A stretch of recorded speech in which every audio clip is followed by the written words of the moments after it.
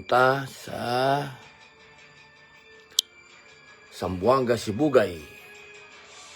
Sa kadahilanan po na ako po ngayon ay nandito po sa South Korea para po sa World Summit.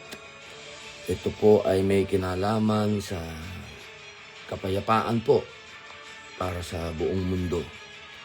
Sama-sama po kami dito, iba't ibang lahi, galing po sa iba't ibang lugar. Kami po ay magpupulong-pulong, galing po sa gobyerno rin, galing din po sa parlamentaryo. Kami po ay nandito na imbitahan para magbigay po ng mungkahi kung ano po ang aming mga pwedeng mapag-usapan at mapagkasunduan patungkol po sa kapayapaan ngayon sa buong mundo na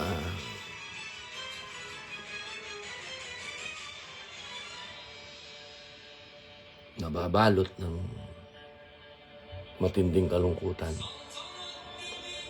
Inshallah po, itong summit na ito na pamumunuan po ng mga tinatawag po nating mga naniniwala sa Diyos, naniniwala sa kapayapaan, naniniwala sa kakayahan ng tao na ibigay ang katahimikan sa bawat nasyon sa tulong po ng Panginoon Diyos na nag-iisa. May mapuntahan po sapagkat kalunos-lunos na po ang kalagayan ng mundo. Ayun po. Nagbalita lang po ako sa inyo at humingi po ng paumanhin sa ating mga kababayan dyan sa Zamboanga, Sibugay.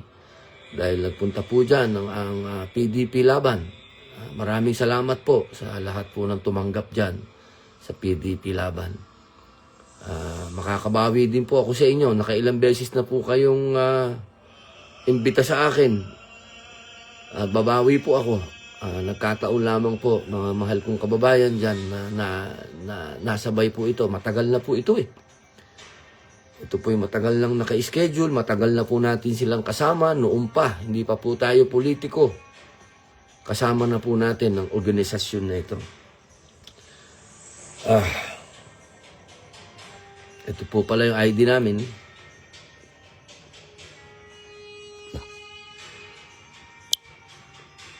Ito po.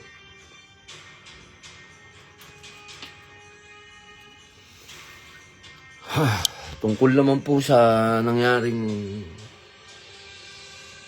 hearing ng ating kaibigan at ating kasama at ating kapanalig na si Senator Amy.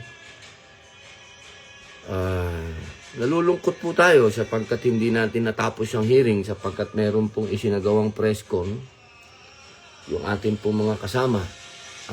Andyan po si Senator Jimmy Bondoc, si Senator Lambino, si Senator Marcoleta,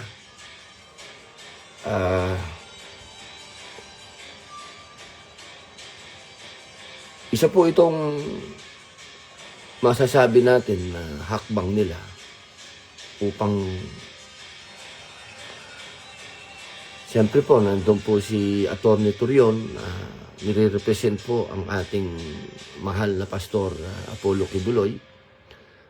Patungkol po ito sa online voting na ngayon po ang alam kong umpisa. Inuulit ko po mga mahal kong kababayan na OFW,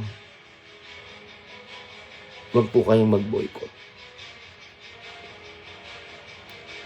Bumoto po kayo, magpa-enroll po kayo, magpa-register po kayo. Kung ano man po yung inilalatag ngayon sa atin ng COMELEC, parang awa nyo na po. Ito po ay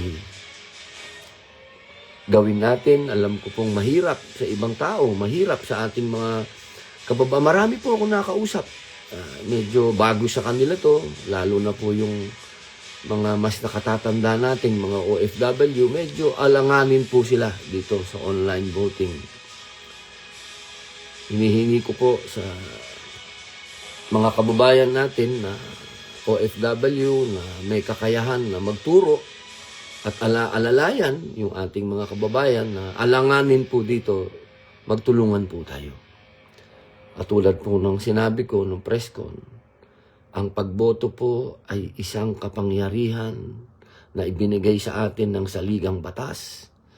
Nayaan pong kapangyarihan na yan, sa araw na yan, kayo po ang pinakamakapangyarihan.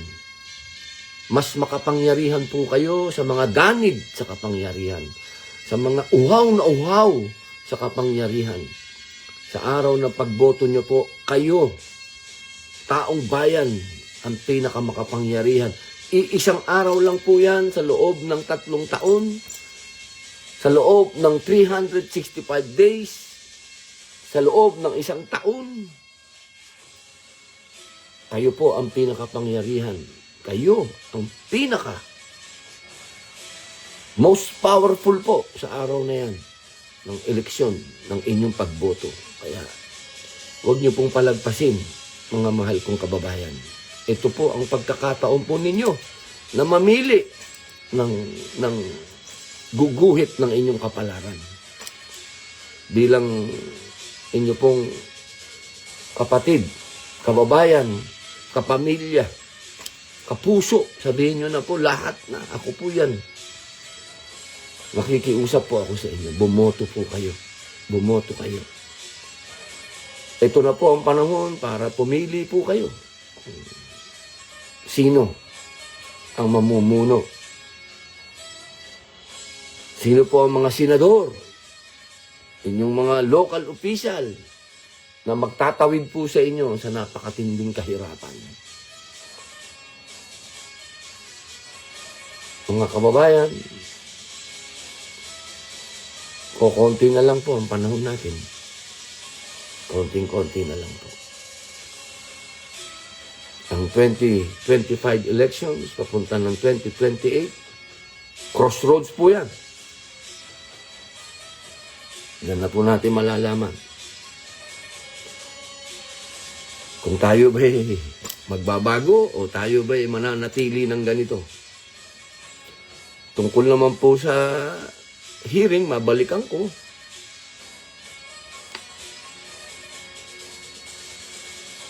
Alam ninyo, nagsalita ng ICC Gobyerno ang nag-surrender kay Pangulong Rodrigo Roa Duterte.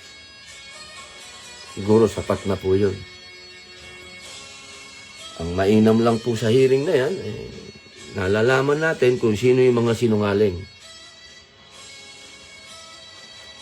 At sino pa yung nagsisinungaling pa hanggang ngayon. Pero obvious naman ho ang katotohanan. Alam na natin ang katotohanan. Masakit lamang sapagkat hindi natin alam yung pinakaulo nito. Yun ang gusto nating malaman, yung ulo. Saan man ang gagaling ang order? Ito ba ay domestic lang o meron itong geopolitical anggulo? Yan po yung mga bagay na dapat sigurong hukayin pa ang ating kaibigan na si Senator Amy. Ano ba ito?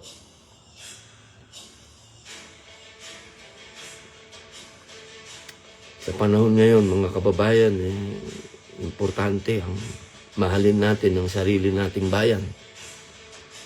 Kung ang Estados Unidos ay inaaway na lahat, para lang siya ay manatiling nakatindig, tayo pa. Pinakamalaking ekonomiya na yun, Amerika. Pero tingnan nyo ngayon, America first. Ha? Dapat dumating ang punto na ganyan din ang bayan natin. Hindi tayo nadidiktahan ng kung sino-sino. Unahin natin yung sarili natin.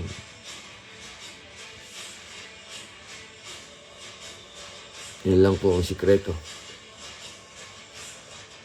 Nagpapasalamat din po ako sa lahat ng mga kababayan po natin na nagsagawa ng pagsisindi ng kandila at nagdasal po. Dahil isang buwan na po ang ating mahal na dating Pangulo sa pangungulungan. Nagpapasalamat po tayo sa mga Pilipino sa buong mundo na nagsagawa po ng pagdadasal sa isang buwan anibersaryo. Mansari, ang tawag po nila nun. Mansari.